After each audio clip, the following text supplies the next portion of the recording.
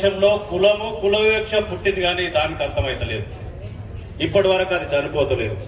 ఇవి చనిపోవడానికి ఈ దేశంలో వీటిని రూపు మార్చడంలో, కుల వివక్షను రూపు మార్చడంలో ఈ దేశంలో అనేక ధర్మాలు, అనేక గ్రంథాలు, అనేక మతాలు, అనేక సంఘ సంస్కృతులు వచ్చినా అవి ఇప్పటికూ ఎక్కడ వేసిన గొంగడి అక్కడే ఉండడానికి గల కారణాలు రాచరిక వ్యవస్థ నుంచి ప్రజాస్వామ్య వ్యవస్థలోకి తేవడానికి గల బుద్ధునితో మొదలుకుంటే, మహాత్మా జ్యోతిబా నుంచి మొదలు పెట్టుకుంటే చట్టరూపం దాల్చినటువంటి వ్యక్తి బాబాసాహెబ్ అంబేద్కర్ గారు రాజ్యాంగాన్ని ప్రపంచంలోకి వెళ్ళి అతిపెద్ద ప్రజాస్వామ్య దేశమైనటువంటి భారతదేశానికి రాజ్యాంగం అందించి ఇంప్లిమెంట్ చేయండి అంటే చట్టసభలకు పంపిస్తే వారి వారి కులాలకు, వారి మతాలకు, వారి అనుయాయులకు పాలనను అందించుకుంటా కొట్టు పడేస్తున్నారు. ఈ దేశంలో కుల వివక్షను ఎక్కడ కూడా